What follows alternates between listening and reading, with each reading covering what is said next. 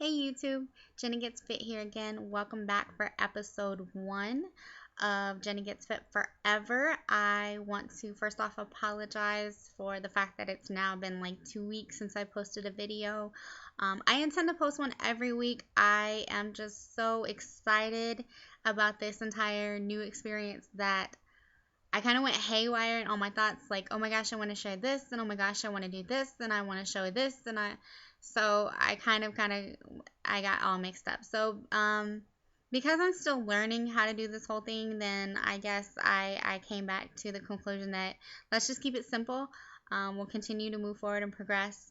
But episode 1, we're going to talk about why I chose the gastric bypass over the other procedures, and we can move forward and discuss it from there. So there are 4 particular procedures that are available as far as weight loss surgery. So there is the lap band or an adjustable band, there is the gastric sleeve, there's the gastric bypass, and there is the duodenal switch.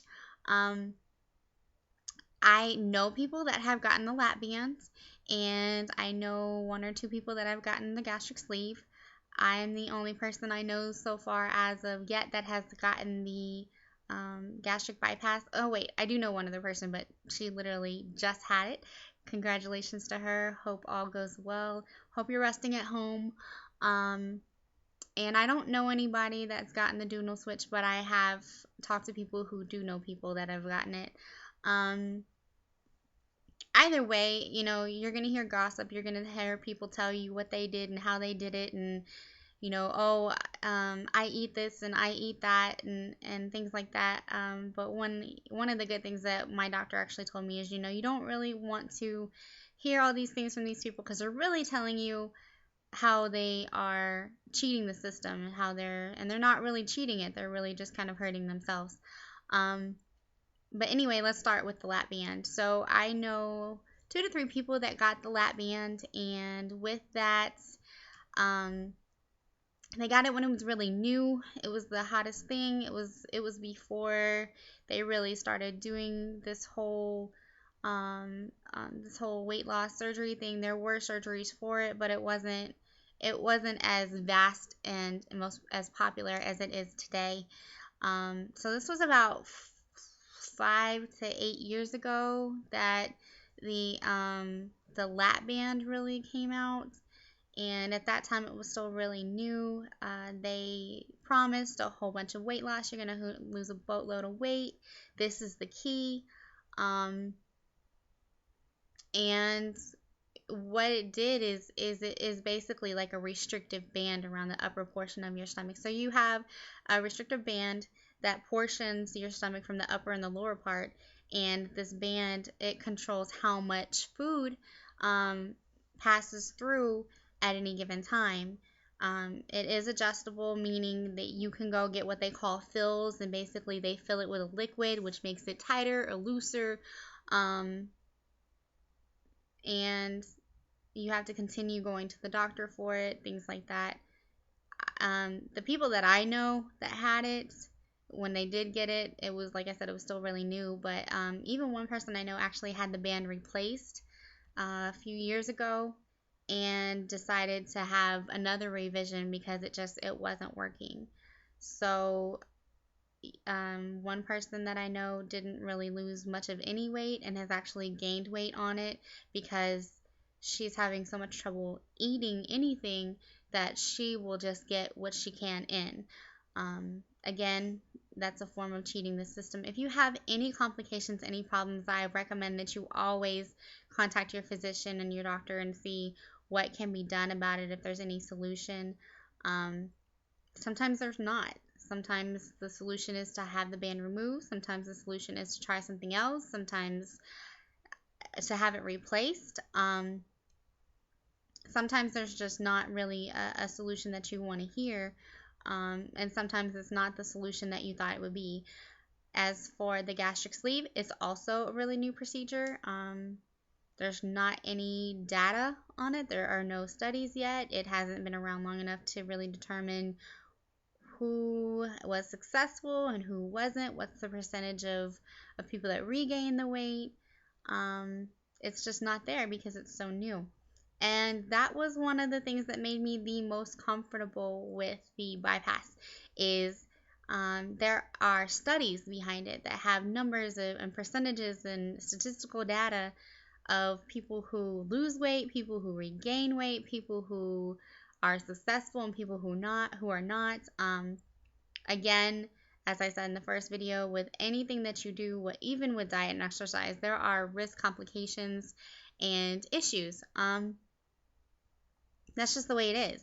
So with a lat band or with a gastric sleeve, with the bypass, with the duodenal switch, it doesn't matter what you do, even if you do it naturally, there are still risk complications. You still might encounter certain things and certain issues that you then have to, again, kind of step back and look at and be like, okay, well, how am I going to deal with this? Like I said, if anybody has any complications, any problems, I recommend you contact your physician or the surgeon or your doctor's office, whoever did it, or even your primary care physician to see what kind of solution they might have for you. Don't ever just sit there and be miserable. Don't ever just sit there and just think, oh my goodness, what did I do to myself? Hopefully the doctor will have some type of solution for you. So even though with the gastric sleeve, they're not really rerouting anything. They just they cut a portion of your stomach out. I was still more comfortable with the fact that there was numbers to back up the data for the people that have had gastric bypass. And there are no numbers for the gastric sleeve, neither are there numbers for the duodenal switch. There is a malnutrition factor for the gastric bypass and the duodenal switch because there is rerouting to your intestinal tract. The duodenal switch is basically like a combination of the gastric sleeve and the gastric bypass, and it has the highest percentage of malnutrition. So with that particular surgery, it's actually really easy to become malnutritioned, and it's really easy to get in a bad place. With the doctor said that if you're not following the plan and you're not doing what you need to do with the gastric bypass and the gastric sleeve, you might start to feel crummy after about 2 to 3 weeks. But with the duodenal switch, because it's so extreme, if you're not doing what you need to do and you're not following the advice, then you'll probably start to feel crummy within a few days, and you'll really be able to feel it. That's just really what made me the most comfortable with it. And that's why I chose it. Like I said, there are horror stories with every single thing. There's horror stories with the gastric bypass, horror stories with the duodenal switch, horror stories with the lat band. I haven't really heard anything for the gastric sleeve yet. But either way, I mean, there are successes, there are failures with everything. It's a risk. And it's a risk you must be willing to take. And if there are any complications, as always, like I said, go see your physician. But I want to let you guys know I am so excited. I can't even tell you how excited I am. So excited about this whole thing that I'm sharing with you guys. I want you guys to get involved. Email me, ask me questions. We can talk about stuff. I want to be making videos. So I haven't decided what I'm going to do next week's video on. I really kind of wanted, when I went over the surgeries, I wanted to go over it in detail and kind of provide illustrations. I haven't quite figured out how to do that yet. If you guys have any advice, let me know. I know there's a million of them out there, but I still just want to kind of go over them and kind of make you guys a little bit more familiar with what they are and how they work and how each one is different from the other. But I am so excited. So with that being said, here we are at the end of episode 1. As always, rate, comment, subscribe.